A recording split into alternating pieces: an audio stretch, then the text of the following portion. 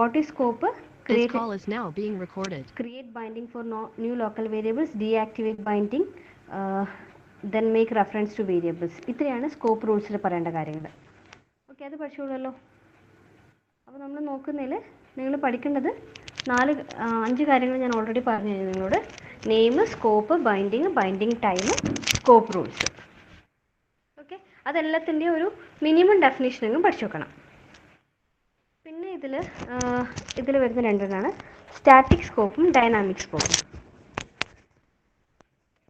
Static scope എന്താണ്, dynamic scope എന്താണെന്നുള്ളത് ഇതിൽ നിങ്ങളൊരു സെപ്പറേറ്റ് സി കോഡൊന്നും ഓർത്ത് വെച്ചിട്ട് പഠിക്കണമെന്നില്ല. എന്താണ് സ്റ്റാറ്റിക് സ്കോപ്പ്, എന്താണ് ഡൈനാമിക് സ്കോപ്പ് എന്നുള്ള ഡെഫിനേഷൻ പഠിച്ചു വെക്കുക.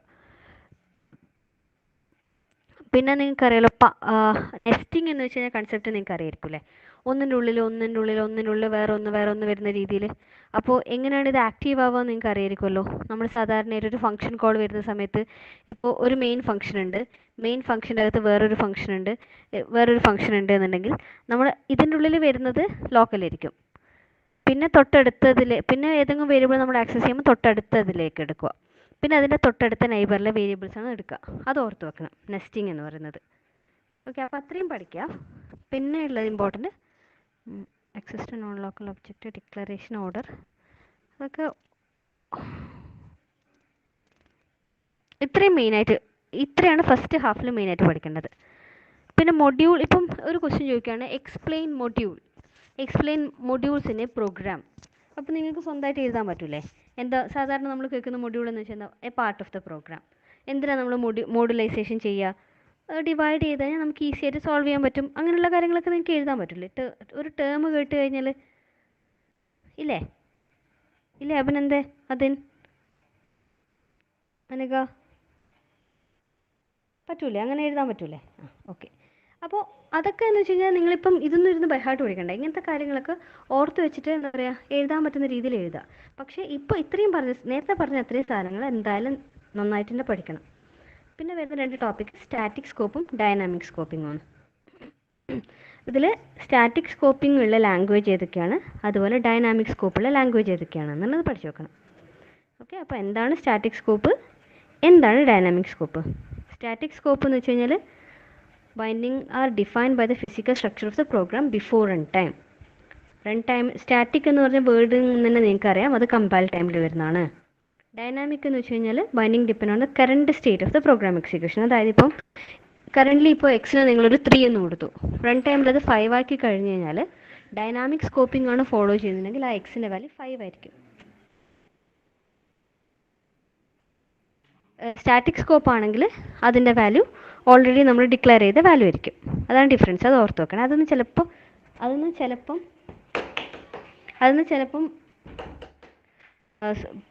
എന്താ പറയുക, പ്രോബ്ലംസ് ചോദിക്കാൻ ചാൻസ് ഉണ്ട്. അതായത് പ്രോഗ്രാം തന്നിട്ട് എന്തായിരിക്കും വാല്യൂ എന്ന് ചോദിക്കാൻ ചാൻസ് ഉണ്ട്.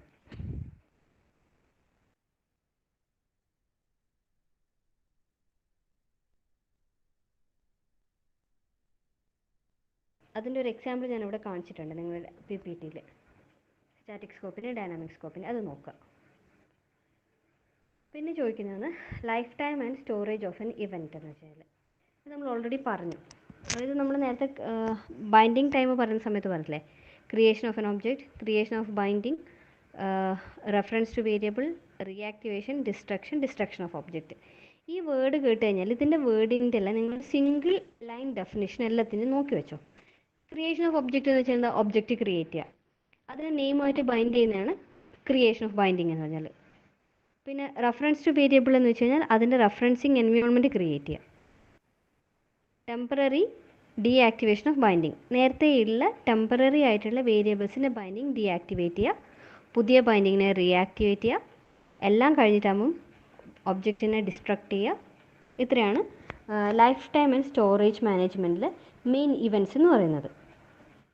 ഇതിൽ വരുന്ന സ്റ്റോറേജ് മാനേജ്മെൻറ്റിൽ വരുന്ന 2 സ്ട്രാറ്റജിയാണ്. ഒന്ന് സ്റ്റാറ്റിക് അലോക്കേഷനും സ്റ്റാക്ക് അലോക്കേഷനും. ഇതിൽ നിങ്ങൾ പഠിക്കേണ്ടത് വെച്ച് കഴിഞ്ഞാൽ സ്റ്റാറ്റിക് അലോക്കേഷനും സ്റ്റാക്ക് അലോക്കേഷനും നമുക്ക് മെയിൻലി നമ്മൾ അറിയുന്ന കാര്യങ്ങൾ തന്നെയാണ്. അപ്പോൾ ഇതെന്താണെന്നുള്ളത് കുറച്ചൊരു എസ്സേ പോർഷനായിട്ട് ചോദിക്കുന്നത്. അപ്പോൾ ഈ എസ്സേ പോർഷനായിട്ട് ചോദിക്കുമ്പോൾ എപ്പോഴും നിങ്ങൾ എഴുതേണ്ടത് ഇങ്ങനത്തെ ബ്ലോക്ക് ഡയഗ്രാംസ് ഉണ്ടെങ്കിൽ നിങ്ങൾക്ക് അത് ഈസി ആയിട്ട് പഠിച്ചിട്ട് എഴുതാൻ പറ്റും. ഇതിൻ്റെ block diagrams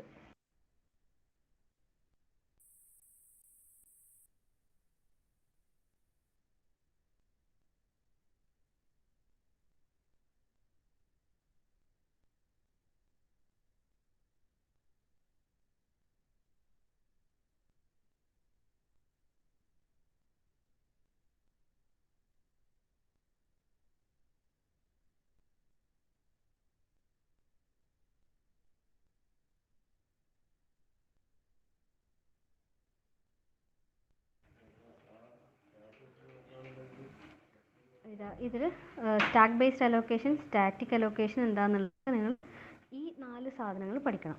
stack, static allocation, heap based allocation. ഇത് എക്സ്റ്റേണൽ ഫ്രാഗ്മെന്റേഷൻ, ഇന്റേണൽ ഫ്രാഗ്മെന്റേഷൻ ഒക്കെ ചോദിച്ചാൽ നിങ്ങൾക്ക് അറിയായിരിക്കുമല്ലോ. പിന്നെ അതിൽ ചോദിക്കാൻ ചാൻസ് ഉള്ളൊരു ക്വസ്റ്റൻ ആണ് buddy system. Okay, Fibonacci heap ഇതുവരെ ചോദിച്ചിട്ടില്ല, പക്ഷെ ഇതുവരെ ഇല്ലാതൊരു ഇതുവരെ എപ്പോഴും static allocation, stack, heap allocation എപ്പോഴും ക്വസ്റ്റനിൽ ചോദിക്കാറ്. പക്ഷെ ആദ്യമായിട്ട് കഴിഞ്ഞ പ്രാവശ്യം ബഡ്ഡി സിസ്റ്റം ചോദിച്ചു. അതുകൊണ്ട് ഇപ്രാവശ്യം ഫിബൊനാച്ചി ഹീപ്പ് വേണമെങ്കിൽ ചോദിക്കാം. പക്ഷെ നിങ്ങൾ ഇത്രയും സ്റ്റാറ്റിക്, സ്റ്റാക്ക്, ഹീപ്പ് ഇത്രയും സാധനങ്ങൾ എന്തായാലും പഠിക്കണം. പിന്നെ ഉള്ളത് റെഫറൻസിങ് എൻവയോൺമെൻറ്റ്. റെഫറൻസിങ് എൻവയോൺമെൻറ്റ് 2 എണ്ണം ഉണ്ട്. Deep binding and shallow binding. ഇത് ഇമ്പോർട്ടൻ്റ് ആണ്. Deep binding and shallow binding. ഇതിൽ നിങ്ങൾ പഠിക്കേണ്ടത് എന്താണെന്ന് വെച്ച് കഴിഞ്ഞാൽ ഇതിൽ എന്താണ് ഡീപ്പ് ബൈൻഡിങ്, എന്താണ് ഷാലോ ബൈൻഡിങ് എന്നുള്ളൊരു ഡെഫിനിഷൻ ഉണ്ട്. നേരത്തെ ആരും എൻ്റെ അടുത്ത് ചോദിച്ചിട്ടുണ്ടായിരുന്നേ, differentiate between strongly typed languages and weakly typed languages. അതിൻ്റെ ഡിഫറൻസിയേഷൻ അത് ഞാൻ ഇവിടെ നിങ്ങൾക്കൊരു വേർഡ് ഫയലിൽ അതിൻ്റെ ഡിഫറൻസ് എഴുതിയിട്ടുണ്ട്. അത് നിങ്ങൾക്ക് വായിച്ചൊക്കെ മനസ്സിലാവും. പിന്നെയുള്ളത് ഡീപ്പ് ആൻഡ് ഷാലോ ബൈൻഡിങ്. അതിൽ ഡീപ്പ് ബൈൻഡിങ് എന്ന് വെച്ച് കഴിഞ്ഞാൽ നമ്മളിപ്പോൾ ഏതെങ്കിലും ഒരു എക്സാമ്പിൾ പറയാം, അപ്പോൾ നിങ്ങൾക്ക് കുറച്ചും കൂടെ മനസ്സിലാവും അത്.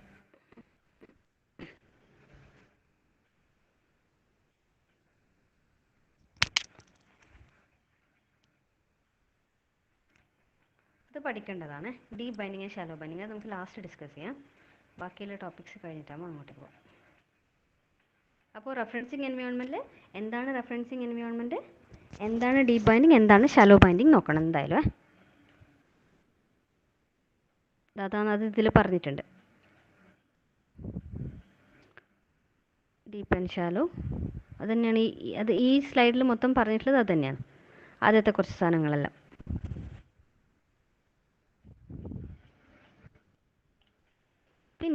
പിന്നെ വരുന്നതാണ് ഇമ്പോർട്ടൻ്റ് ആയിട്ട് ഈ ഫസ്റ്റ് മോഡ്യൂളിലെ ലാസ്റ്റ് പാർട്ടിൽ വരുന്നതാണ് basic paradigms of control flow. ഇത് sequence, selection, iteration, abstraction, recursion, concurrency, exception handling, non determinacy. ഇത് ഇങ്ങനെ തന്നെ ചോദിക്കാറുണ്ട്. Explain 7 different paradigms for control flow എന്ന് പറയാറുണ്ട്. ഇതിലപ്പോൾ നിങ്ങൾക്ക് ഈ വേർഡ് കേട്ടറിയാം. സീക്വൻസിങ്, സെലക്ഷൻ, ഐട്രേഷൻ എന്നൊക്കെ പറയാൻ നമ്മൾ യൂസ് ചെയ്യുന്ന പ്രോഗ്രാമിൽ യൂസ് ചെയ്യുന്ന സ്റ്റേറ്റ്മെൻറ്റിനെയാണ്.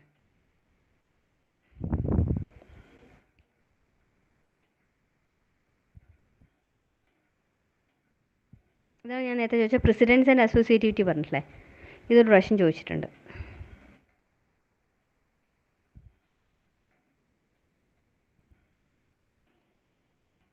ഒരു പ്രാവശ്യത്തെ യൂണിവേഴ്സിറ്റി എക്സാം ചോദിച്ചൊരു ക്വസ്റ്റനാണ് ഇത്, ബോക്സിങ് ആൻഡ് അൺബോക്സിങ് എന്ന് പറഞ്ഞിട്ട്. Converting object into wrapper type. അതായത് ബോക്സ് ചെയ്യാന്ന് വെച്ച് കഴിഞ്ഞാൽ അതിനെ ഒരു ഒബ്ജക്റ്റുമായിട്ട് കൂട്ടിച്ചേർക്കുക എന്നുള്ളത്. അൺബോക്സ് ചെയ്യാന്ന് വെച്ച് കഴിഞ്ഞാൽ അതിനെ റിമൂവ് ചെയ്ത് കളയുക.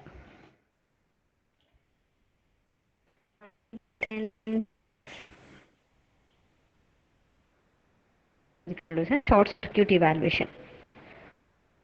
A less than B and B less than A. A less than B എന്ന് പറഞ്ഞ കണ്ടീഷൻ ഡ്രോപ്പിംഗ് നെക്സ്റ്റ് സ്റ്റേറ്റ്മെന്റ് നമ്മൾ ചെക്ക് ചെയ്യുമല്ലോ. അതാണ് ഷോർട്ട് സർക്യൂട്ട് ഇവാലുവേഷൻ എന്ന് പറയുന്നത്.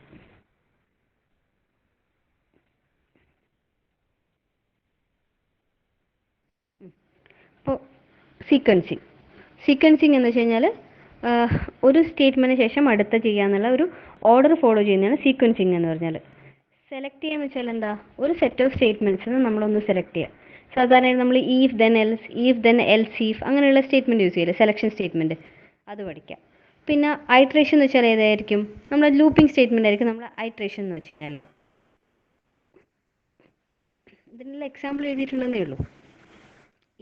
ഈ സ്റ്റേറ്റ്മെന്റ്, സ്വിച്ച് കേസ്, അതൊക്കെ സെലക്ഷൻ സ്റ്റേറ്റ്മെന്റാണ്. ഐട്രേഷനിൽ വരുന്നത് ഇതാ നമ്മുടെ ലോജിക് എന്യൂമറേഷൻ കൺട്രോൾഡ് ലൂപ്പ്. ഇത് കണ്ടത് ഇതിൽ pre test, post test, mid test, ഇങ്ങനെ ഈ 3ആയിട്ട് ഡിവൈഡ് ചെയ്യുന്നുണ്ട്. ചില സമയത്ത് ഇത് ഡയറക്റ്റ് ഇങ്ങനെ ഈ പേര് തന്നെ ചോദിക്കാറുണ്ട്. What is pre test, what is post test, what is mid loop എന്നിട്ട്. ഓക്കെ, അപ്പോൾ ഈ ലൂപ്പിങ്ങിൽ നമുക്ക് for loop, while loop, do while loop ഇത് തന്നെയാണ് പഠിക്കാനുള്ളത്.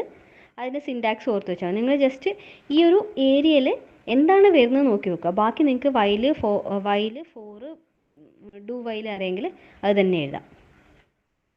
പിന്നെയുള്ളത് എന്താ, ഐട്രേഷൻ കഴിഞ്ഞു. മിഡ് ടെസ്റ്റ് ലൂപ്പിന് ഇതാ പറയാം, ലോജിക്കലി കൺട്രോൾഡ് ലൂപ്പ്. പിന്നെയുള്ള റിക്കേഷനിൽ എപ്പോഴും ചോദിക്കുന്നതാണ് ടെയിൽ റിക്കേഷൻ എന്താണ്. റിക്കേഷൻ എന്താണെന്ന് അറിയുന്നവർക്ക് ടെയിൽ റിക്കേഷൻ അറിയായിരിക്കുമല്ലോ. റിക്കേഷൻ്റെ അതായത് റിക്കേഴ്സീവ് സ്റ്റേറ്റ്മെൻറ്റ് ഒരു പ്രോഗ്രാം കോഡിൻ്റെ ഏറ്റവും ലാസ്റ്റ് വരുവാണ്, അതിനുശേഷം വേറെ ഒരു സ്റ്റേറ്റ്മെൻറ്റും ഇല്ലെങ്കിൽ നമ്മളതിനെ ടെയിൽ റിക്കേഷൻ എന്ന് വിളിക്കും. ഓക്കെ, ഇതാണ് ടെയിൽ റിക്കേഷൻ.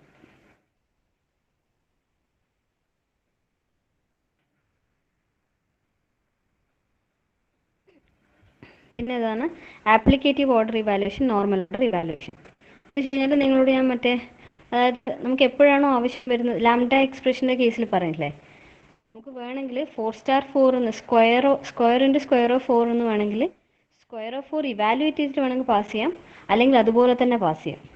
അതാണ് ഒന്ന് ആപ്ലിക്കേറ്റീവ് ഓർഡർ, ഒന്ന് normal order evaluation. Lazy evaluation എന്ന് പറയുന്നത് നോർമൽ ഓർഡർ ഇവാലുവേഷൻ. ഓക്കെ, ഇത്രയാണ് ഫസ്റ്റ് മൊഡ്യൂളിലുള്ള ഇമ്പോർട്ടൻറ്റ് ടോപ്പിക്സ് എന്ന് വെച്ച് കഴിഞ്ഞാൽ. നമുക്കെന്നാൽ കുറച്ച് ക്വസ്റ്റ്യൻസ് നോക്കാം. ഓരോ ഇയറിലും ചോദിച്ച ക്വസ്റ്റ്യൻസ് എങ്ങനെയാണെന്ന് ചോദിക്കാം. ഇത് ഏറ്റവും ലേറ്റസ്റ്റ് ആയിട്ട് നിങ്ങളുടെ സീനിയേഴ്സിന് ചോദിച്ച ക്വസ്റ്റ്യൻ ആയിട്ടേ. ഇവിടെ കണ്ട, what you mean by compaction?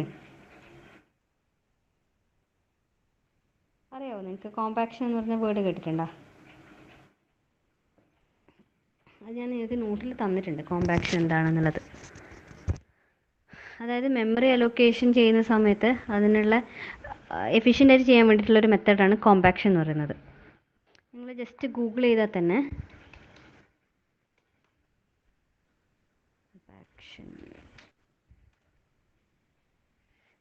Compaction is the process bring about in ഇതല്ല.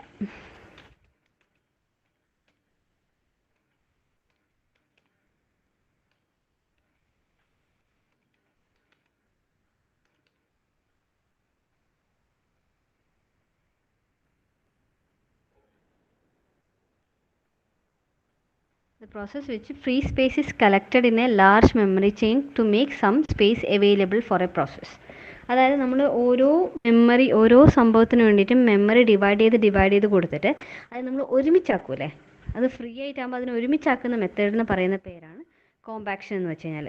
അതെന്താണെന്ന് നിങ്ങൾ ജസ്റ്റ് ഒന്ന് ഗൂഗിൾ ചെയ്ത് നോക്കുക, ആ ഒരു ടേം ഒന്ന് ഓർത്ത് നോക്കുക. Compaction is a process in which free space is collected in large memory chunk to make space available for process. ഇത് ബഡി സിസ്റ്റത്തിൽ വരുന്നൊരു മെത്തേഡാണ് കോമ്പാക്ഷൻ എന്ന് വെച്ച് കഴിഞ്ഞാൽ. നിങ്ങൾക്കറിയില്ല, നമ്മളിപ്പം first fit, best fit, worst fit ഒക്കെ ചോദിക്കില്ലേ? ഇല്ലേ? മെമ്മറി അലോക്കേഷൻ സ്ട്രാറ്റജീസ് ഇല്ലേ? ഡിഫറെൻറ്റ് മെമ്മറി അലോക്കേഷൻ സ്ട്രാറ്റജീസ് എന്ന് വേണമെങ്കിൽ ചോദിക്കാം. അതിൽ first fit, best fit, worst fit, ആ സ്ട്രാറ്റജീസ് പഠിക്കുന്നില്ലേ? അതിലൊക്കെ ഡിവൈഡ് ചെയ്തിട്ടാകുമ്പം നമുക്ക് ഡിവൈഡ് ചെയ്ത് കിട്ടുന്ന മെമ്മറീനെ ഒരുമിച്ചാക്കാൻ വേണ്ടി യൂസ് ചെയ്യുന്ന മെത്തേഡാണ് കോമ്പാക്ഷൻ എന്ന് പറയുന്നത്. അത് കഴിഞ്ഞ പ്രാവശ്യം ചോദിച്ചിട്ടുണ്ട്. Explain orthogonality as A language design tool. ഇത് ഇമ്പോർട്ടൻ്റ് ആയിട്ടുള്ള ക്വസ്റ്റ്യൻ ആണ്. അത്രയാണ് ഫസ്റ്റ് അതിൽ ചോദിച്ചിട്ടുള്ളത്. Explain heap based storage allocation techniques. രണ്ടാമത്തെ ക്വസ്റ്റ്യൻ കണ്ട, ഹീപ്പ് ബേസ്ഡ്. പിന്നെ ഇത് ബഡി സിസ്റ്റത്തിൻ്റെ പ്രോബ്ലം ആണ്. ഇതെങ്ങനെ ചെയ്യുന്നതെന്ന് പറഞ്ഞു തരണം. ബഡി സിസ്റ്റത്തിൻ്റെ പ്രോബ്ലം ഇപ്പോൾ എക്സ്പ്ലെയിൻ ചെയ്ത് തരണം, വേണോ?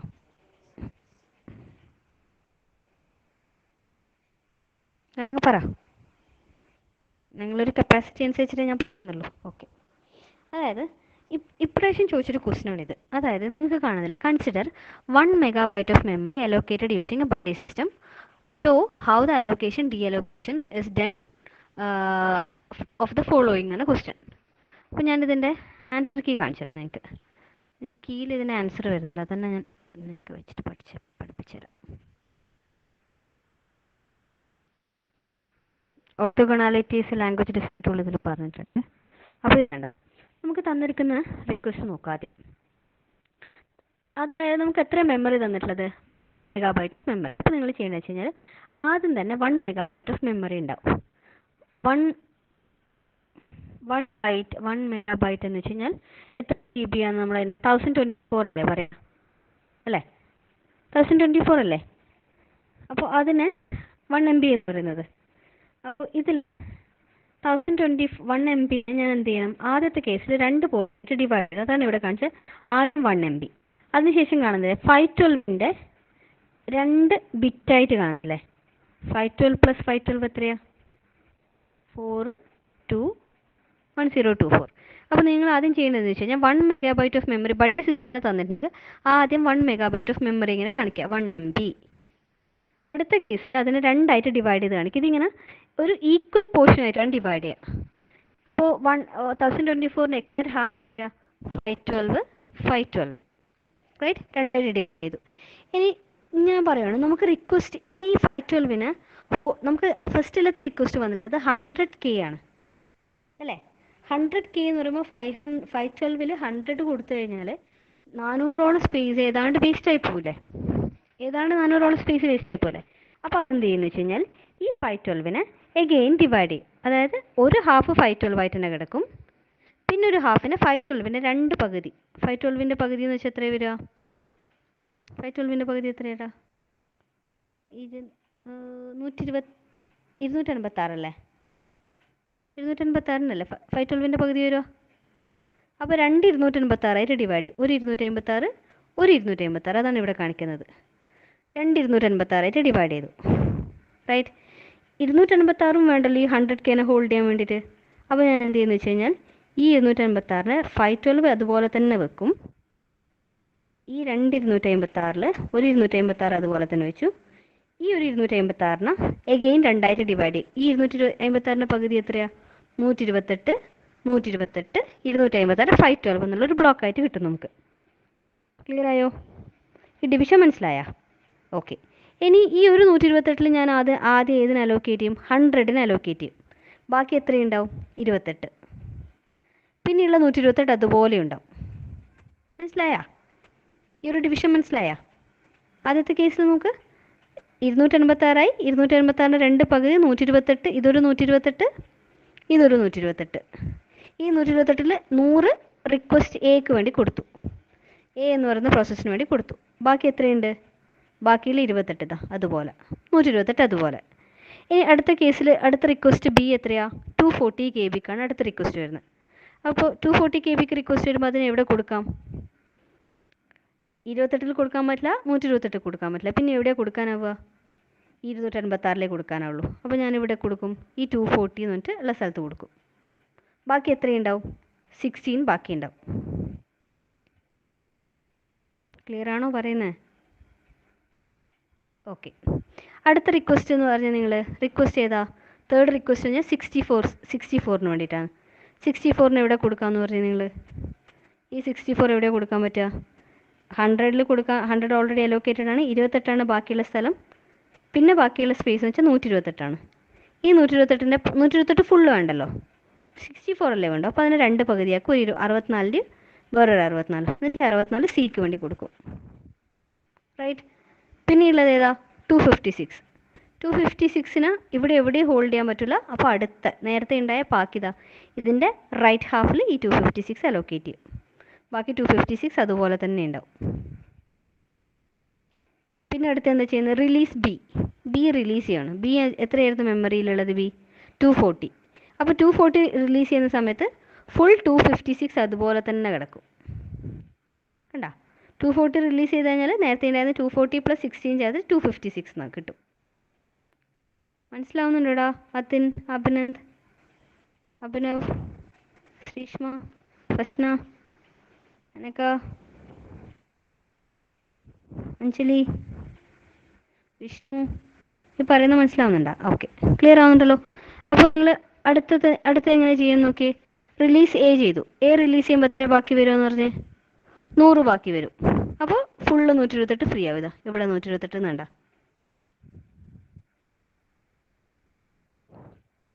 ഇത് ഞാൻ നിങ്ങൾക്ക് ഓൾറെഡി ഷെയർ ചെയ്തിട്ടുണ്ട് ഈ സാധനം, ഈ എന്താ പറയുക, ഈ കോപ്പി.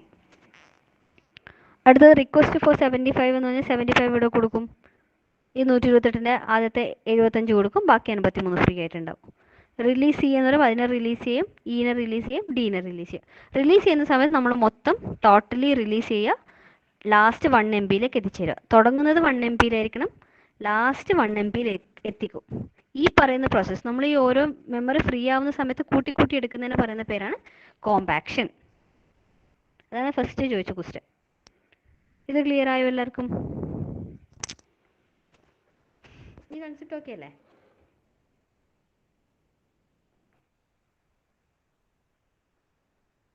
ഓക്കെ അല്ലേ? നിങ്ങൾ നോക്കിക്കോളൂല്ലേ? ഈ ക്വസ്റ്റ്യനും ഇതിൻ്റെ ആൻസർ കീയും ഞാൻ നിങ്ങൾക്ക് ഷെയർ ചെയ്തിട്ടുണ്ട്. വേണമെങ്കിൽ ഈ ക്വസ്റ്റ്യൻ ഇത് തന്നെ വേണമെങ്കിൽ ഞാൻ നിങ്ങൾക്ക് വാട്സപ്പിൽ വേണമെങ്കിൽ അയച്ചുതരാം. അപ്പോൾ അങ്ങനെയാണ് ആ ക്വസ്റ്റ്യൻ ചോദിക്കുക മെയിനായിട്ട്. അത് ആദ്യമായിട്ട് കഴിഞ്ഞ പ്രാവശ്യം ചോദിച്ചതാണ്, ഇതുവരെ ചോദിച്ചിട്ടുണ്ടായില്ല. ബഡി ഫേസ് ഒരു പ്രോബ്ലം ആദ്യമായിട്ട് ചോദിച്ചതാണ്. അത്രയാണ് ഫസ്റ്റ് മൊഡ്യൂളിൽ ചോദിച്ചിട്ടുള്ള ക്വസ്റ്റ്യൻസ്. ഇനി ഈ ക്വസ്റ്റ്യൻ പേപ്പറിൽ നോക്കാം. വേണ്ട, what is side effect in N expression with the help of an example. എന്താ സൈഡ് എഫക്റ്റ് എന്ന് വെച്ച് കഴിഞ്ഞാൽ, നമ്മൾ ഏതെങ്കിലും ഒന്ന് കാൽക്കുലേറ്റ് ചെയ്ത സമയത്ത് ടോട്ടൽ റിസൾട്ടിനെ മാറൂലേ. ഇപ്പോൾ ഞാൻ നിങ്ങളൊരു എക്സാമ്പിൾ കാണിക്കുക. എ = 3 എടുത്തു, എന്നിട്ട് ലോക്കലി നിങ്ങൾ എൻ്റെ വാല്യൂ 5 ആക്കി. പിന്നെ എ നിങ്ങൾ യൂസ് ചെയ്യുന്ന സമയത്ത് എൻ്റെ വാല്യൂ ഒക്കെ വരും 5 ആണ്. അപ്പോൾ ആ ഒരു ചേഞ്ചസ് നിങ്ങളുടെ കമ്പ്യൂട്ടേഷൻ എഫക്റ്റ് ചെയ്യില്ലേ, അതാണ് സൈഡ് എഫക്റ്റ് എന്ന് വെച്ച് കഴിഞ്ഞാൽ.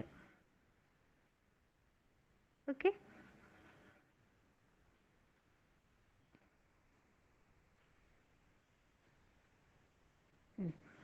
write a pseudocode to find the factorial of a number on a recursive and tail recursive procedure. ഇതാണ് ഞാൻ നിങ്ങളോട് പറഞ്ഞത്. റിക്കേഷനും ടെയിൽ റിക്കേഷനും നോക്കണം. അതിൽ ഫാക്ടോറിയൽ ഓഫ് എ നമ്പർ, അതാണ് എപ്പോഴും ചോദിക്കുന്നൊരു പോർഷൻ. അത് പിന്നെ ചോദിച്ച ക്വസ്റ്റ്യൻ കണ്ട, give the code for with and without short circuit evaluation. A less than or equal to B, C less than or equal to D, or E not equal to F.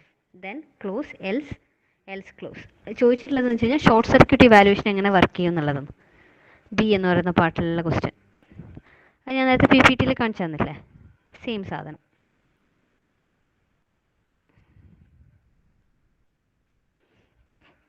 Okay,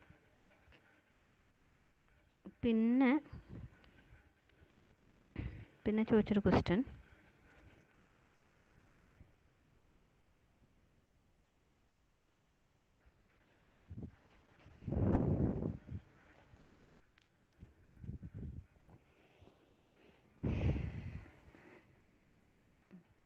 what is referencing environment? Explain difference between deep and shallow binding. First മൊഡ്യൂളിൽ നിന്ന് ചോദിച്ച question അത്. Okay, name 7 categories of control flow mechanism in various programming language. Explain each one with a sample code. ഇവിടെയും കണ്ട, define orthogonality as A language design tool. ഇത് important ആണ്, എപ്പോഴും ചോദിക്കുന്നതുമാണ്. Okay, നിങ്ങളെ സ്ലൈഡിലുണ്ട് കേട്ടോ, നോക്കണേ. ഇത്രയാണ് ഫസ്റ്റ് മൊഡ്യൂളിൽ നിന്ന് ചോദിച്ചിട്ടുള്ള വേറൊരു type questions.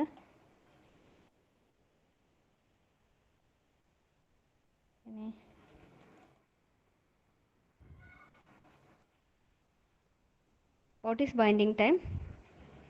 Explain the distinction between lifetime of a name to object binding and its visibility. അതായത് life time of a binding അതിൻ്റെ വിസിബിലിറ്റി ആണ് ചോദിച്ചിട്ടുള്ളത്. പിന്നെ ചോദിച്ചുള്ളത് does C has an enumeration controlled loop. ഉണ്ടല്ലോ, സി ലാംഗ്വേജിൽ എനൂമറേഷൻ കൺട്രോൾഡ് ലൂപ്സ് ഉണ്ടല്ലോ, അത് എക്സ്പ്ലെയിൻ ചെയ്യാൻ വേണ്ടിയിട്ട്.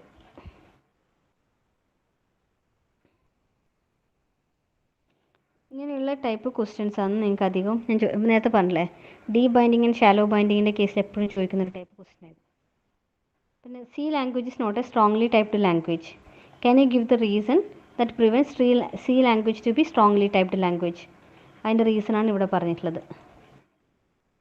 അതായത് സ്ട്രോങ്ലി ടൈപ്ഡ് ലാംഗ്വേജ് എന്ന് വെച്ച് കഴിഞ്ഞാൽ once a type is assign to variable, say at run time or compile time, it retains the type and can't be intermingled in a expression. അതായത് ഇപ്പോൾ നിങ്ങൾക്ക് ഇവിടെ കാണുന്നില്ലേ, data is equal to string എന്ന് കൊടുത്തു. നിങ്ങൾക്കിത് വായിക്കാൻ പറ്റുന്നില്ലേ?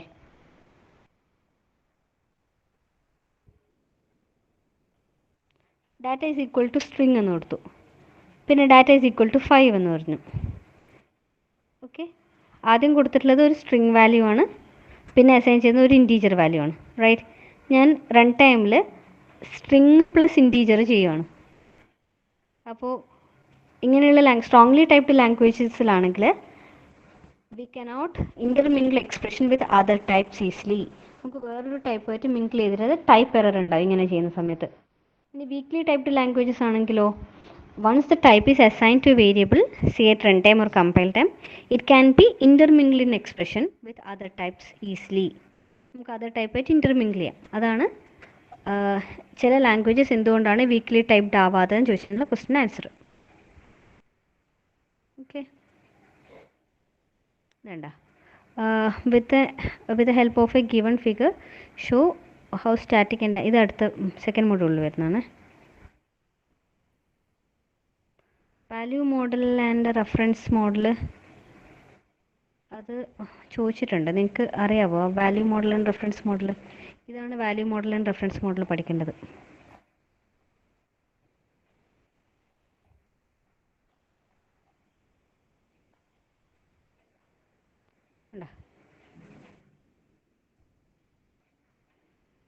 Reference and values A equal to 4 B C. നമ്മൾ വാല്യൂ ആണ് റെഫർ ചെയ്യുന്നുണ്ടെങ്കിൽ അത് ആ ലൊക്കേഷനിലാണ് ചേഞ്ച്, ലൊക്കേഷനാണ് നമ്മൾ ആക്സസ് ചെയ്യുക. റെഫർ ചെയ്യുന്ന സമയത്ത് നമ്മൾ അഡ്രസ്സിനാണ് റെഫർ ചെയ്യുന്നുണ്ടെങ്കിൽ അതിൻ്റെ ലൊക്കേഷനാണ് ചേഞ്ച് ചെയ്യുക. അപ്പോൾ ആ ലൊക്കേഷനിലെ ചേഞ്ചസ് അതിൻ്റെ വാല്യൂസിനെ എഫക്ട് ചെയ്യും. അതാണ് ഒന്ന് value model and reference model എന്ന് പറഞ്ഞിട്ടൊരു എക്സാമ്പിൾ പറഞ്ഞിട്ടുണ്ട്. ഇതിലുണ്ട് റെഫറൻസ് ആൻഡ് വാല്യൂസ് എന്ന് പറഞ്ഞിട്ടുള്ള ഈ ടോപ്പിക്കാണ് ഇവിടെ ചോദിച്ച ക്വസ്റ്റ്യൻ. ഇവിടെ ചോദിച്ച ക്വസ്റ്റ്യൻ കണ്ട, what is the difference between value model of a variable and a reference model of a variable, why the distinction is important. നമ്മൾ വാല്യൂ ആക്സസ് ചെയ്യുന്ന സമയത്ത് അതിൻ്റെ ജസ്റ്റ് ആ വേരിയബിൾ സ്റ്റോർ ചെയ്തിട്ടുള്ള വാല്യൂ ആക്സസ് ചെയ്യുക. നമ്മൾ അഡ്രസ്സാണ് ആക്സസ് ചെയ്തിട്ട് അത് ചേഞ്ചസ് വരുത്തി കഴിഞ്ഞാൽ അതിലെ അഡ്രസ്സിലുള്ള വാല്യൂ ചേഞ്ച് ആയിട്ട് അത് റിഫ്ലക്റ്റ് ചെയ്യും. അതാണ് റെഫറൻസ് മോഡൽ എന്ന് പറയുന്നത്. ഈ 2.1 എന്ന് പറയുന്ന ടോപ്പിക്കിൽ അതുണ്ട്. ഇത് നോക്കിക്കോളൂലേ നിങ്ങൾ? നോക്കിക്കോളൂലേ?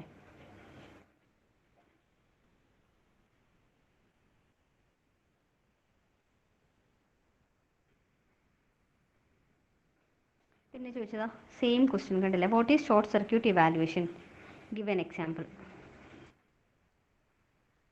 Differentiate between strongly typed and statically typed languages. Strongly typed എന്നും വീക്ക്ലി ടൈപ്ഡ് എന്നും അല്ലെങ്കിൽ സ്റ്റാറ്റിക്കലി ടൈപ്ഡ് എന്ന് ചോദിച്ചാൽ രണ്ടും ഒന്നും തന്നെ എഴുതേണ്ടത്. ഓക്കെ, അതാണ് ഒന്ന്. Write a tail recursive function print the Fibonacci series. ഈ പ്രശ്നം ചോദിച്ചത് ഫിബൊനാച്ചിയാണ്, നേരത്തെ ചോദിച്ചത് ഫാക്ടോറിയൽ റിക്കേഷനിൽ. അപ്പോൾ അതെന്തായാലും പഠിക്കുക. Define closest nested scope rule. അപ്പോൾ ഇതെന്താ, ഇതിൻ്റെ മീനിങ് എന്താ? ക്ലോസസ്റ്റ് നെസ്റ്റഡ് സ്കോപ്പ് റൂൾ എന്താ എഴുതേണ്ടി വരും ഒന്ന് ആലോചിക്കേ. ഞാനിപ്പോൾ ഓൾറെഡി പറഞ്ഞു കഴിഞ്ഞു അത്. Closest nested scope rule. അപ്പോൾ സ്കോപ്പ് റൂളിൻ്റെ കേസ് ഞാൻ നിങ്ങളടുത്ത് പറഞ്ഞാൽ നെസ്റ്റ് ചെയ്യുന്ന സമയത്ത് ലോക്കലി ആദ്യം എടുക്കുക, ആദ്യം ഉള്ളിലുള്ള വാല്യൂ ഏതാണോ, പിന്നെ എടുക്കുക അതിൻ്റെ തൊട്ടടുത്ത ബൈൻഡിങ്ങിൽ ഏതാണോ വരുന്നത് അതാണ് എടുക്കുക. ഓക്കെ ആണോ? ഇതുവരെ ക്ലിയർ ആണോ? ഇതുവരെ ക്ലിയർ ആണോ ഇവിടെ? ഓക്കെ അല്ലേ? ഇനി ഇത്രയും പറയാം, ബാക്കി അടുത്ത ക്ലാസ്സിൽ പറയാം. രണ്ടും എനിക്ക് കണ്ടിന്യൂസ് സംസാരിക്കാനാവുന്നില്ല. ഇതുവരെ ഓക്കെ അല്ലേ? പോയെല്ലാവരും? ഇല്ല. ഓക്കെ, അപ്പോൾ നിങ്ങൾ നാളെ ആകുമ്പോഴത്തേക്ക് ഇത്രയും ഒന്ന് പഠിക്കുക. ഫസ്റ്റ് മൊഡ്യൂളിൽ ഇപ്പോൾ ഇത്രയും പറഞ്ഞ കാര്യങ്ങൾ വരെ.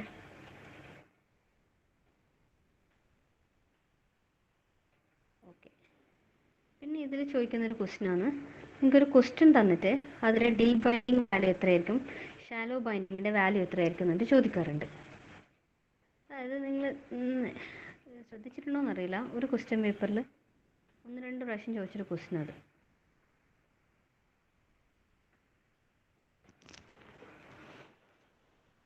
ഒരു സെക്കൻഡ്, ഞാൻ ഇപ്പം പ്രസൻറ്റ് ചെയ്ത് കാണിച്ചു തരാം.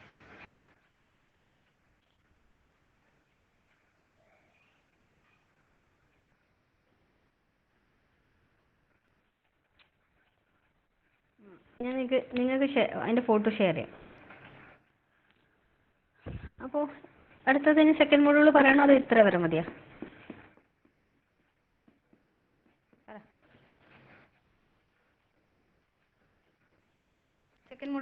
ജസ്റ്റ് ഒരു ഓവർവ്യൂ തരാം, എന്നിട്ട് നിങ്ങൾ പഠിച്ചു വന്നാൽ.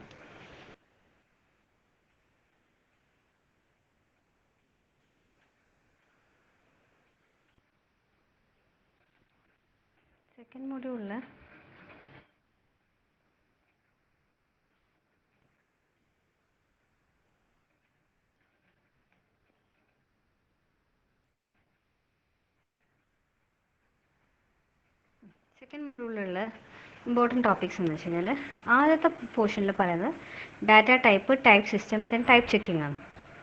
അതിൽ ഡാറ്റ ടൈപ്പ് ഉണ്ട്, അതിൽ 2 എണ്ണം. ലൈക്ക് സ്റ്റാറ്റിക് ടൈപ്പും ഉണ്ട്, അതായത് ടൈപ്പ് സിസ്റ്റംസ് ഏതൊക്കെയാണെന്ന് വെച്ചിട്ടുള്ളത് ഇത് ചോദിക്കാറുണ്ട്. എക്സ്പ്ലെയിൻ ടൈപ്പ് സിസ്റ്റംസ് എന്നിട്ട് ചോദിക്കും.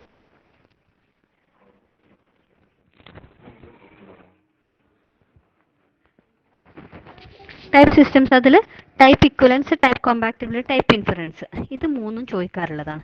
എക്സ്പ്ലെയിൻ ടൈപ്പ് സിസ്റ്റംസ് എന്ന് പഠിക്കാനുണ്ട്.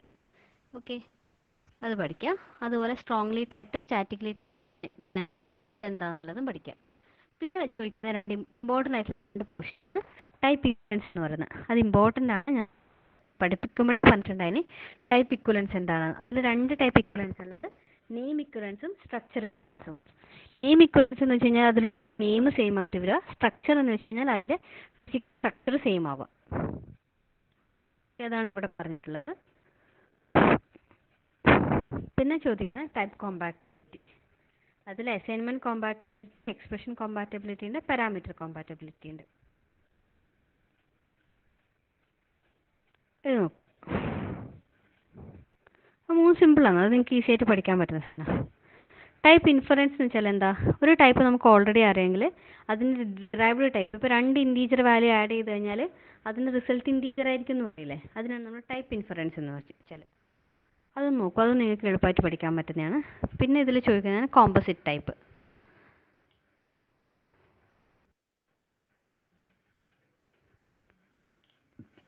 ടൈപ്പ് കൺവേർഷൻ ചോദിക്കാറുണ്ട്, കൊയേഷൻ എന്ന് പറഞ്ഞിട്ട് ചോദിക്കാറുണ്ട്.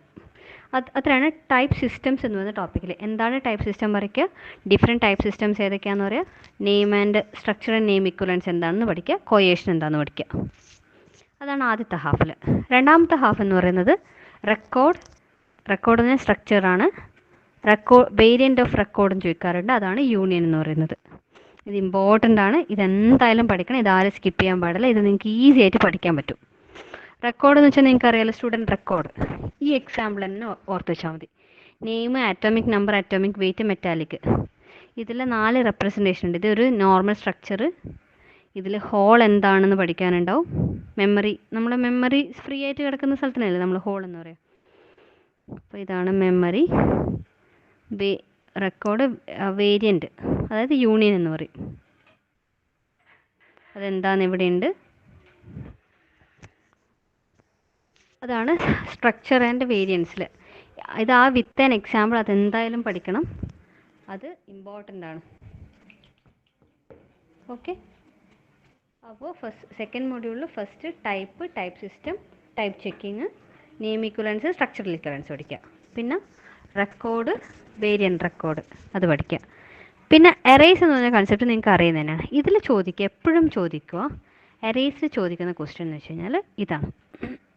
എറേ ലേഔട്ട് ഏതൊക്കെയാണ്? എറേ ലേഔട്ട് കോണ്ടിഗ്യസ് ലേഔട്ട് ഉണ്ട്, റോ പോയിൻ്റർ ലേഔട്ട്. റോ പോയിന്റിൽ റോ മേജർ ലേഔട്ടും കോളം മേജർ ലേഔട്ടും ഇങ്ങനെ വരുന്ന റോനെ ബേസ് ചെയ്തിട്ടുള്ള ഇതെല്ലാം നിങ്ങൾക്ക് ഈസി ആയിട്ട് പഠിക്കാൻ പറ്റുന്നതാണ്. ഈ ഡയഗ്രാം മാത്രം നല്ല വൃത്തിയിൽ വരച്ച് വെച്ചാൽ തന്നെ നല്ല മാർക്ക് സ്കോർ ചെയ്യാൻ പറ്റും. റോ മേജർ ഓർഡർ എന്താണ്, കോളം മേജർ ഓർഡർ എന്താണെന്ന് കാണിക്കുക. റോ പോയിൻ്റർ ലേഔട്ട്, അതായത് ഇപ്പോൾ സൺഡേ മൺഡേ എന്നൊക്കെയാണെങ്കിൽ സൺഡേന്ന് ഒരു റോയിൽ സ്റ്റോർ ചെയ്തു. റോ പോയിൻ്റർ ലേഔട്ട് ആണെങ്കിൽ സൺഡേ കഴിഞ്ഞിട്ട് ബാക്കിയുള്ള സ്പേസ് ഫ്രീ ആയിട്ട് കിടക്കില്ല, അവിടെ മൺഡേ സ്റ്റോർ ചെയ്യാൻ തുടങ്ങും. അങ്ങനെ ഈ എക്സാമ്പിളൊക്കെ നിങ്ങൾക്ക് ഈ എക്സാമ്പിൾ ജസ്റ്റ് ഒന്ന് എഴുതിയിട്ട് ഇത് ഓർത്ത് വെച്ച് കഴിഞ്ഞാൽ നിങ്ങൾക്ക് നല്ല മാർക്ക് സ്കോർ ചെയ്യും ഈ സെക്ഷനിലെ ക്വസ്റ്റ്യൻസ് ചോദിച്ചാൽ. പിന്നെ ഉള്ളത് സ്ലൈസിങ് ഓപ്പറേഷൻസ്, അറേസ്, അതായത് നമ്മൾ അറേനെ 2ആയിട്ട് ഡിവൈഡ് ചെയ്യുന്ന ഓപ്പറേഷനാണ് സ്ലൈസ് എന്ന് വെച്ച് കഴിഞ്ഞാൽ. സ്ലൈസ് ചെയ്യാൻ വേണ്ടി നമുക്ക് കുറേ മെത്തേഡ്സ് ഉണ്ട്.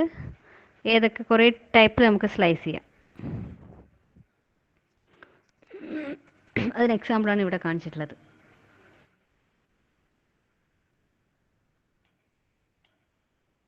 പിന്നെ ഇതിൽ ചോദിക്കുന്നൊരു ക്വസ്റ്റ്യൻ ആണ്, അഡ്രസ് കാൽക്കുലേഷൻ എന്ന് പറഞ്ഞിട്ട് ഒരു പോർഷൻ ഉണ്ട്. ഈ ഡോപ്പ് വെക്ടർ ചോദിച്ചിട്ടുണ്ട് കേട്ടോ ഒരു പ്രാവശ്യം. എന്താണ് ഡോപ്പ് വെക്ടർ? നേരത്തെ നമ്മൾ മെമ്മറി അലോക്കേഷൻ ഇൻ അറേസ് പഠിച്ചിട്ടില്ലേ? ഇത് സ്റ്റാക്ക് അലോക്കേഷനിൽ പറഞ്ഞ സെയിം സാധനമാണിത്. Argument, return address, book keeping, dope vector, pointer, temporaries എന്നൊക്കെ പറയുന്ന സാധനം നമ്മൾ നേരത്തെ പഠിച്ച അതേ ബ്ലോക്ക് ഡയഗ്രാം തന്നെ ഇവിടെയും വരും. Array operation and address calculation, ഇത് ഇമ്പോർട്ടൻ്റ് ആണ്. വെരി വെരി വെരി ഇമ്പോർട്ടൻറ്റ്, എന്തായാലും പഠിക്കണം. ഈ അഡ്രസ് കാൽക്കുലേഷനിലെ ഇക്വേഷനാണ് ഇത്. ഇതെങ്ങനെയാണ് വരുന്നത് ഞാൻ ഡീറ്റെയിൽ ആയിട്ട് നിങ്ങൾക്ക് പറഞ്ഞു തന്നിട്ടുണ്ട്. നിങ്ങൾ നോക്കുക, പഠിക്കാൻ പറ്റുന്നില്ലെങ്കിൽ ചോദിക്കുക. ഓക്കെ, ഈ അഡ്രസ് കാൽക്കുലേഷൻ എങ്ങനെയാണ് ചെയ്യാന്നുള്ളതും അതിൻ്റെ ഒരു എക്സാമ്പിളും വെച്ചിട്ട് ഞാൻ സ്ലൈഡിൽ കാണിച്ചിട്ടുണ്ട്. ഇതിൽ ഏതെങ്കിലും ഒരു എക്സാമ്പിൾ നോക്കി വെച്ചാൽ മതി. പിന്നെ സ്ട്രിങ് എന്താണെന്നൊക്കെ നിങ്ങൾക്ക് ചോദിച്ചാൽ എഴുതാൻ പറ്റുമല്ലോ. സ്ട്രിങ്ങിൻ്റെത് നിങ്ങൾക്ക് ഈസി ആയിട്ട് സ്ട്രിങ് അതിൽ കോൺകാറ്റിനേഷൻ ഉണ്ട്, സബ്സ്ട്രിങ് സെർച്ച് ഉണ്ട്, ലെങ്ത് ഉണ്ട്, സബ്സ്ട്രിങ് പ്രസൻറ്റ് ആണോ ചെക്ക് ചെയ്യുക, അങ്ങനത്തെയൊക്കെ ഓപ്പറേഷൻസ് ഉണ്ടെന്ന് അറിയാലോ. സെറ്റ് അറിയാലോ, സെറ്റ് എങ്ങനെ റെപ്രസെൻറ്റ് ചെയ്യുക. ഇതൊന്നും നിങ്ങൾ പഠിച്ചിട്ടില്ലെങ്കിൽ നിങ്ങൾക്ക് എഴുതാൻ പറ്റും. നിനക്കും സെറ്റിൻ്റെ ഒക്കെ യൂണിയൻ, ഇൻ്റർസെക്ഷൻ, ഡിഫറൻസ്, ഇതൊക്കെയാണ് മെയിൻ ഓപ്പറേഷൻ എന്നൊക്കെ നമുക്ക് അറിയാലോ. അതൊക്കെ നിങ്ങൾ ജസ്റ്റ് ഒന്ന് നോക്കി വെക്കുക. ഇങ്ങനെ ബൈ ഹാർട്ട് ഇരുന്ന് പഠിക്കൊന്നും വേണ്ട, ജസ്റ്റ് ഒന്ന് നോക്കി വെച്ച് കഴിഞ്ഞാൽ നിങ്ങൾക്ക് എഴുതാൻ പറ്റുന്ന എഴുതുക.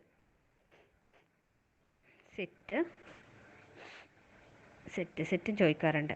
പിന്നെ ഇമ്പോർട്ടൻ്റ് ആയിട്ടുള്ള ഒരു ഏരിയ ആണ് പോയിൻറ്റേഴ്സ് ആൻഡ് റിക്കേഴ്സീവ് ടൈപ്പ്. നന്നായിട്ട് പഠിക്കേണ്ട ഏരിയ ഇതാണ്. ഇതിൽ വെരി വെരി ഇമ്പോർട്ടൻ്റ് ആയിട്ടുള്ള ഏരിയ പോയിൻറ്റേഴ്സ് ആൻഡ് റിക്കേഴ്സീവ് ടൈപ്പും അഡ്രസ് കാൽക്കുലേഷനും റെക്കോർഡ്സ് ആൻഡ് വേരിയൻസും ആണ്. ആദ്യത്തെ കേസിൽ ആദ്യത്തെ കുറച്ച് കാര്യങ്ങൾ നിങ്ങൾ നോക്കുക. What is pointer, how it is calculated എന്നൊക്കെ പറഞ്ഞിട്ടുള്ള സാധനങ്ങൾ. ഈ റെഫറൻസ് മോഡൽ ഇൻ ML ചോദിച്ചിട്ടുണ്ട് പ്രാവശ്യം. ഇതിൽ വരുന്ന അടുത്ത ഇമ്പോർട്ടൻ്റ് ആയിട്ടുള്ള പോർഷൻ എന്ന് വെച്ച് കഴിഞ്ഞാൽ എങ്ങനെയാണ് റിക്കേഴ്സീവ് ടൈപ്പ് ഗാർബേജ് കളക്ഷൻ എങ്ങനെയാണ് നമ്മൾ മാനേജ് ചെയ്യുക എന്നുള്ളൊരു ക്വസ്റ്റ്യൻ ഉണ്ട്. അപ്പോൾ അതിൽ എന്താണ് പോയിൻറ്റേഴ്സ്, എന്താണ് ഡാംഗ്ലിംഗ് പോയിൻറ്റർ എന്ന് പഠിക്കുക. ഡാംഗ്ലിംഗ് പോയിൻറ്ററിനെ ഹാൻഡിൽ ചെയ്യാൻ വേണ്ടി 2 മെക്കാനിസം, ടോംസ്റ്റോൺ മെക്കാനിസം, ലോക്ക് ആൻഡ് കീസും. ഇത് ഇമ്പോർട്ടൻ്റ് ആണ്, എന്തായാലും പഠിക്കണം, സ്കിപ്പ് ചെയ്യാൻ പാടില്ല. ഈസി ആയിട്ട് നിങ്ങൾക്ക് പഠിച്ചാൽ ഓർത്ത് വെക്കാൻ പറ്റുന്ന സാധനം ഇത്. 2 implementation mechanism for handling dangling pointers, tombstone and lock and keys. നോക്കുക, ഇതാണ് ടോംസ്റ്റോൺ എന്ന് പറയുന്നത്. ഡയറക്റ്റ് ഒബ്ജക്റ്റിലേക്ക് പോയിന്റ് ചെയ്യുന്നതിന് പകരം ഒരു ടോംസ്റ്റോൺ ഒബ്ജക്റ്റിലേക്ക് പോയിന്റ് ചെയ്യുന്ന പറയും. അതേപോലെ ലോക്ക് ആൻഡ് കീയും. ക്ലിയർ? ഇത് രണ്ടും എന്തായാലും നോക്കുക, ആരും സ്കിപ്പ് ചെയ്യാൻ പാടില്ല. ഈ ടോപ്പിക് എന്തായാലും പഠിക്കണേ. പിന്നെ വരുന്നൊരു ഇമ്പോർട്ടൻ്റ് ഏരിയ ആണ് ഗാർബേജ് കളക്ഷനിൽ വരുന്ന 2 എണ്ണമാണ് മാർക്ക് ആൻഡ് സ്വീപ്പും സ്റ്റോപ്പ് ആൻഡ് കോപ്പിയും.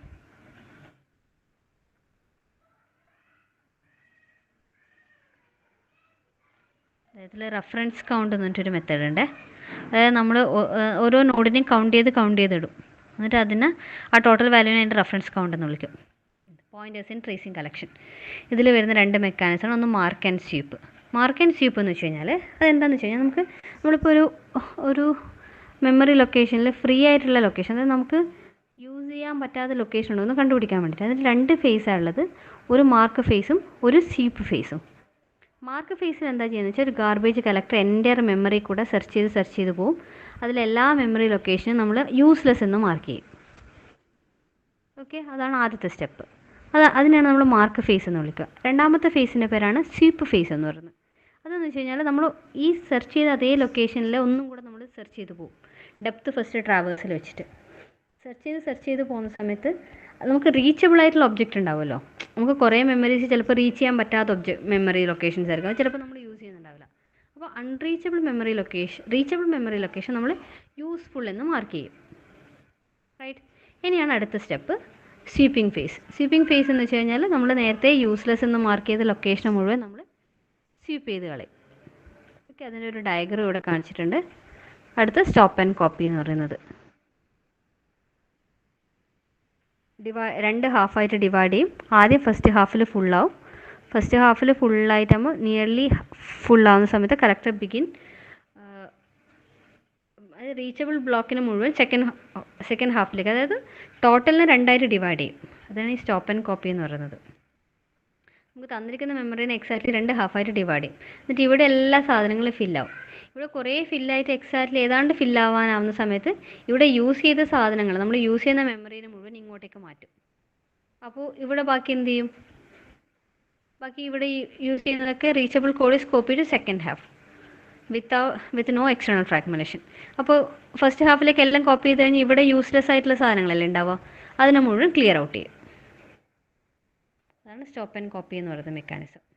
ഇതേപോലെ തന്നെയാണ് mark and sweep. Mark and sweep എന്ന് വെച്ച് കഴിഞ്ഞാൽ നമ്മൾ ട്രാവേഴ്സ് ചെയ്ത് മാർക്ക് ചെയ്യും, പിന്നെ മൊത്തത്തിൽ അടിച്ചു വരിക, ആ ഒരു മെത്തേഡ്. ലിസ്റ്റ് എന്താണെന്ന് നിങ്ങൾക്ക് അറിയായിരിക്കും. ലിസ്റ്റ് എന്താണെന്ന് നോക്കുക. പിന്നെ ഈ ഏരിയയിൽ ഇമ്പോർട്ടൻ്റ് ആയിട്ട് ചോദിക്കുന്ന ഒരു ഏരിയയാണ് ഇക്വാലിറ്റി ആൻഡ് അസൈൻമെൻറ്റ് ടെസ്റ്റിംഗ്. ഇത് എന്തായാലും പഠിക്കണം, ഇത് സ്കിപ്പ് ചെയ്യാൻ പാടില്ല. ഇത് നിങ്ങൾക്ക് അറിയുന്നതാണ്. ഏതൊക്കെ equality functions? EQ, EQV, equal ഇല്ലേ? നമ്മളിത് ലാസ്റ്റ് തൊട്ടുള്ള മൊഡ്യൂളിലും പഠിച്ചിട്ടുണ്ട്, പക്ഷേ ഇവിടെയാണ് ഫസ്റ്റ് പറയുന്നത്. Equality testing and assignment, EQ, EQV, equal, ആ ഫങ്ഷൻസ് അതെന്തിനാണ് യൂസ് ചെയ്യുക എന്നുള്ളത്. അത്രയാണ് രണ്ടാമത്തെ മൊഡ്യൂളിൽ ഇമ്പോർട്ടൻ്റ് ആയിട്ടുള്ള ടോപ്പിക്സ് എന്ന് വെച്ച് കഴിഞ്ഞാൽ. ഓക്കെ അല്ലേ?